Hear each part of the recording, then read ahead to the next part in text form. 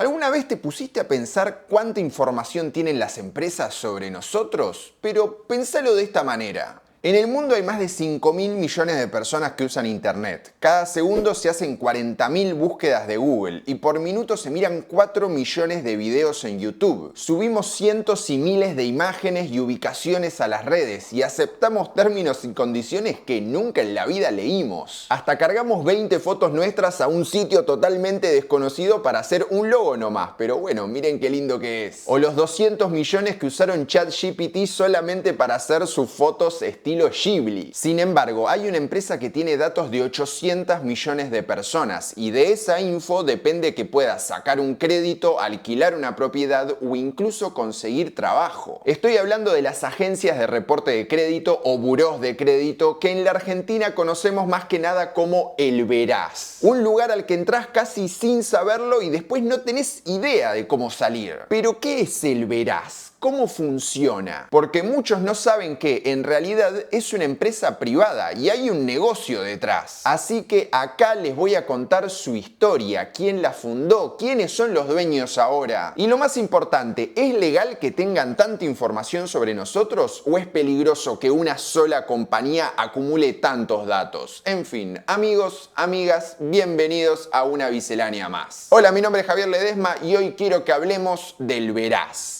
¡Vamos!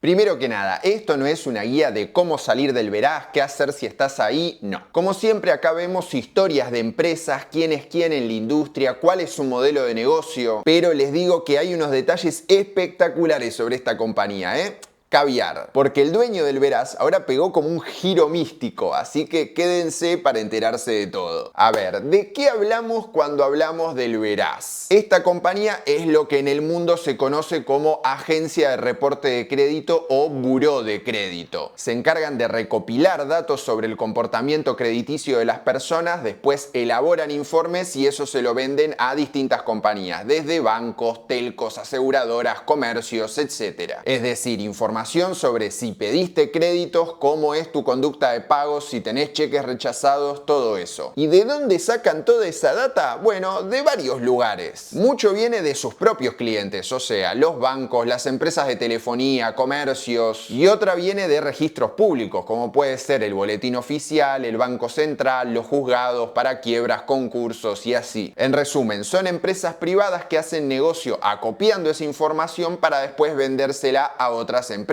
Pero obvio que esto no es algo nuevo, sino que es una industria que viene de hace más de 200 años. Antes los almacenes y los pequeños comercios tenían su propio librito de morosos a mano en el que anotaban quién les debía, si pagaba a término, a quién no fiarle. Y después de la crisis financiera estadounidense de 1837, conocida como el Pánico del 37, esto se empezó a organizar más. Empezaron a aparecer empresas regionales que se encargaban de juntar estos datos negocio por negocio para después armar guías o boletines y vendérselos. Por ejemplo, en Atlanta, en 1899, los hermanos Woolford crearon la Retail Credit Company, que es lo que hoy conocemos como Equifax, el buró de crédito más grande del mundo, pero ya les voy a contar sobre ellos más adelante. En la Argentina siempre hablamos de Veraz, o más bien el Veraz, como si fuera una entidad, ¿no? Como si fuera una especie de dementor de los morosos que una vez que te toca ahí ya te marca y no vas a poder pedir un crédito nunca más. Pero lo cierto es que Veraz es una de las tantas empresas de reporte de crédito que tenemos acá, como puede ser Gnosis, Dun & Bradstreet, Fidelitas. El tema es que Veraz se volvió como un genérico, porque fueron una de las primeras en armar este negocio y además en un momento llegaron a tener un 80% del mercado. Sin embargo, ustedes ya saben que este es un canal de historias, así que metámonos de lleno en los orígenes de la compañía y como siempre arranquemos por el principio. La idea de Veraz la tuvo Natalio Yelin, un hijo de inmigrantes de Bielorrusia que con su esposa tenía un negocio de ropa para niños, pero le pasó lo siguiente. Siempre a fin de mes veía que las ganancias de la compañía se diluían por la cantidad de cheques que no tenían fondos, ya sea porque el cliente quebró, no tenía fondos o le pateaba el pago. Entonces en 1957 se le ocurrió armar un boletín de morosos para que las empresas supieran a quién venderle y a quién también no. Primero empezó con la industria maderera, porque tenía varios contactos con ellos a través de su familia. Natalio recolectaba la información, su esposa editaba el boletín y él después salía a venderlo. Se llamaba la Guía Veraz de Cuentas Impagas, de ahí viene el nombre de la empresa. Y de a poco se fue expandiendo a otros rubros, como los textiles, la construcción, el plástico, la metalúrgica, hasta que en 1965 la familia Schelin constituyó la sociedad Organización Veraz S.A. Pero Natalio decía que no era una lista negra, sino que era una guía integrada. Bueno, al principio, digamos todos, se parecía bastante a una lista negra, porque la gente se enteraba que estaba su nombre ahí y rápido iba a cancelar la deuda porque decía, bueno, acá no me van a fiar nunca más. A medida que crecía a más industrias, la compañía tenía cada vez más datos y se agrandaba su base. Recién en los 70 hacen un cambio ya con Gabriel Schelin, el hijo de Natalio, como presidente. Del inventario físico, es decir, de las fichitas, pasaron a una base de datos computarizada para tener todo mucho más organizado. Y de a poco empezaron a surgir rivales dentro de ese nicho, pero Veraz se mantenía como el principal jugador. Creo que es mucho mérito de Veraz y mucho mérito de los competidores, que realmente fueron grandes mediocres compitiendo. Lo ideal hubiera sido buscar cuáles eran los espacios que dejaba Veraz para ir creciendo por ese lado. El tema es que en los 90, época de llegada de multinacionales, Schelin decide vender una parte de la empresa. En mayo de 1994, Veraz hizo un joint venture y le dio un tercio del negocio a la estadounidense Equifax y el otro tercio a Banelco, que era una red de bancos que había nacido en el 85, donde estaban el Francés, Galicia, Río, Citi y varios más. Schelin decía que decidió vender esa parte de la empresa por una cuestión estratégica. Necesitaba recolectar toda la información que tenían los bancos de sus clientes para poder intercambiarla entre ellos. ¿Acaso no podían hacerla directo los bancos y ya? Sí, bueno, pero implicaba también invertir mucho en tecnología, sistema y todo eso. Para esa época, Veraz facturaba entre 6 y 7 millones de dólares por año vendiendo sus informes. Y tener acceso a la info crediticia de los principales bancos podía multiplicar su negocio. Aunque había un tira y afloje con el Banco Central, porque el Banco de Bancos había publicado la central de cheques rechazados para que cualquiera pudiera tener acceso a esa información de manera libre. Entonces Schelin de Veraz salió a decir que eso era competencia desleal, porque claro, che, me estás mojando el pancito en mi salsa, papito. No sé si fue la mejor metáfora, pero creo que se entendió. Al final, lo que había empezado como una alianza se terminó unos años más tarde.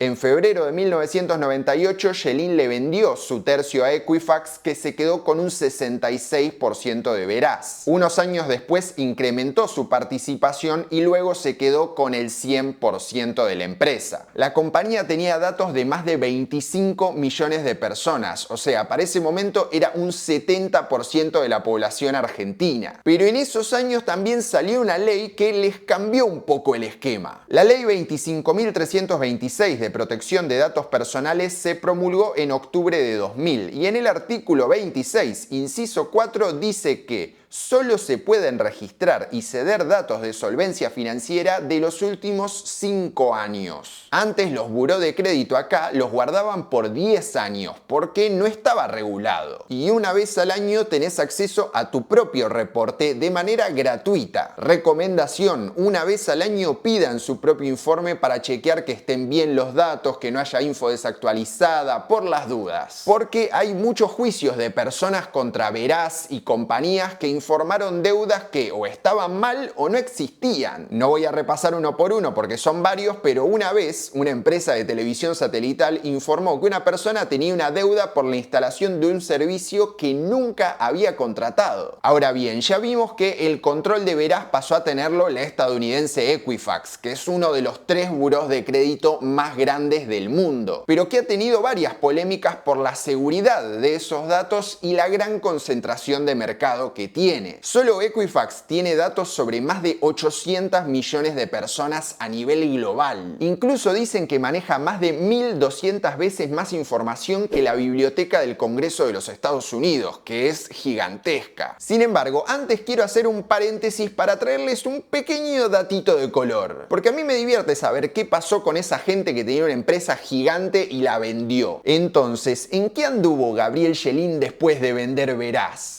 2 meses después de la operación le dio una nota a Página 12 en la que dijo que la Argentina era un eslabón perdido en cuanto a corrupción, que las empresas públicas evadían impuestos declarando 0 ganancias cuando sí las tenían y que había coimas en todos los poderes, el ejecutivo, el legislativo y judicial. Bueno, se ve que tenía muchas cosas guardadas y de golpe se liberó, ¿no? Después fue socio inversor del periodista Jorge Lanata en la revista 23, aunque terminó pidiéndole la quiebra por una deuda importante.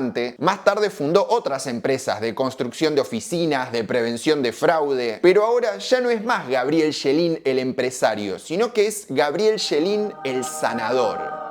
Cuenta que descubrió que es una persona índigo, algo así como un canal de energía que lo ayuda a sanar personas usando las manos. Aparentemente le bajan mensajes de ángeles que le dicen cómo ayudar a la gente y ahora da charlas y conferencias sobre todo esto. No voy a opinar al respecto, creer o no creer está en cada uno, gente. Nosotros sigamos con nuestra historia. Porque como dije, Equifax, la nueva dueña de Veraz, tiene un largo historial de controversias. La compañía nació en 1899 como la Retail Credit Company y de ser una firma regional se fue agrandando hasta cubrir todo el territorio estadounidense. Pero la gente no tenía acceso a sus propios reportes y salió a la luz que la información era un poco rara. Porque no solo incluía datos sobre deudas, sino también rumores y chismes como vida sexual, infidelidades, si tenían problemas de pareja. Y las empresas usaban eso como brújula moral para saber si te daban un crédito o no. Esto se terminó en 1970 con la ley de Fair Credit Reporting y dicen que la compañía tenía tan mala reputación que después de eso en el 75 se cambió el nombre a Equifax para arrancar de cero. En los 90 empezaron a expandirse por Europa, Canadá, Sudamérica, como fue el caso de la compra de Veraz. Y a partir de 2005 encaró una nueva estrategia que muchos le identifican como el germen de los problemas que vinieron después. El gerente general de Equifax era Richard Smith y su plan consistía en juntar la mayor cantidad de datos de personas y encontrar nueva manera de venderlos para maximizar las ganancias. Así, por ejemplo, se metió en el negocio de los datos médicos con el historial de millones de pacientes o también en recursos humanos recopilando la info laboral de los principales empleadores del país. La compañía hasta vendía servicios de prevención de ciberataques, haciendo alarde de que las empresas tienen que protegerse. Pero esa estrategia de compra de empresas la volvió cada vez más grande y cada vez más vulnerable. Y esa bomba de tiempo explotó en 2017. El 7 de septiembre, Equifax anunció que sufrió un hackeo que expuso la información personal de 148 millones de personas, desde nombres, direcciones hasta datos de la tarjeta de crédito. Después se descubrió que varios ejecutivos de la compañía habían vendido acciones por millones de dólares justo antes de que se anunciara lo del ciberataque. Medio raro eso. Y buscando ramificaciones de este hackeo, se descubrió algo insólito en Argentina. Según cuenta en esta nota Sebastián Davidovsky, hubo un error de configuración que al poner admin como usuario y contraseña tenías acceso a miles de grabaciones del call center. Ahí había nombres, números de documento, información personal, había de todo. Esto abrió el debate de cuán seguro es que una sola compañía acumule tantos datos tan sensibles sobre la gente. Este escándalo terminó con la renuncia de Smith como gerente de Equifax y la empresa acordó una multa de hasta 700 millones de dólares para indemnizar a los afectados. Igual, hablo de esta firma, pero la segunda más grande, que es Experian, había tenido también ciberataques en 2013 y 2015. Dejá, papito, me encargo yo de la seguridad de mis propios datos, no me ayudes. Y esto esto igual no fue lo único que pasó en los últimos años. En 2022 hubo una demanda colectiva contra Equifax por un error en el sistema de puntaje crediticio, que resultó en millones de consumidores con un scoring que no les correspondía. Y en 2025 un grupo de empresas de préstamos hipotecarios la acusaron de monopolizar el mercado al firmar acuerdos de exclusividad para bloquear a sus rivales.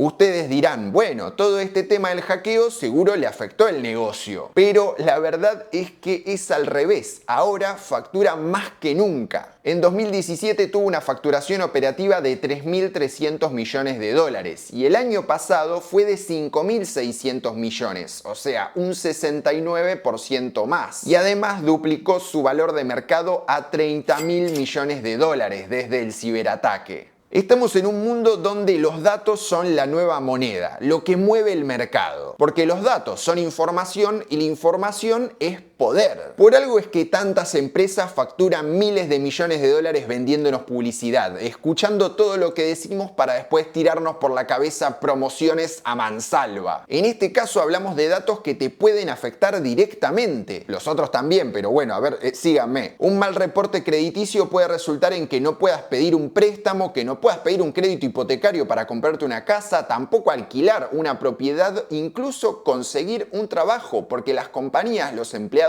también piden esos reportes. Ahora Equifax dice que lo nuevo, la nueva tendencia, es incluir cada vez más información, lo que ellos llaman información alternativa. Ya sea cómo se compone tu familia, si pagás a tiempo el celular, si sos monotributista, si trabajás en relación de dependencia. Pero ¿cuánto más necesitan saber sobre nosotros? A ver, legal es legal lo que hacen. El tema es que pocas empresas acumulen mucha información y el día que lo hackeen, chau, caemos todos. Pero para cerrar vamos con algunos datos que quizás les puedan ser útiles.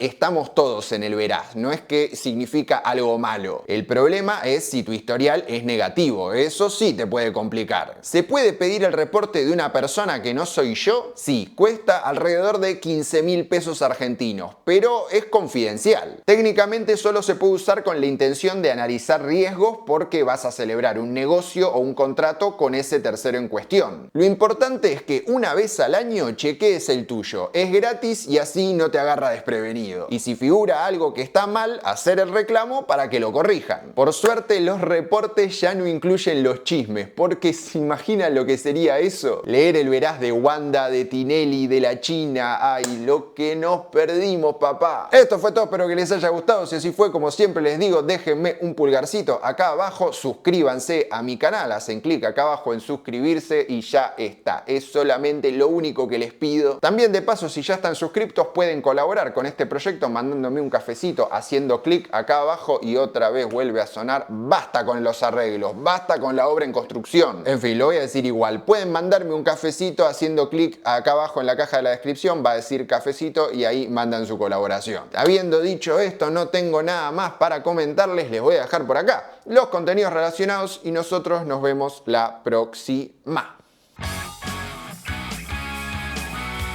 Woo!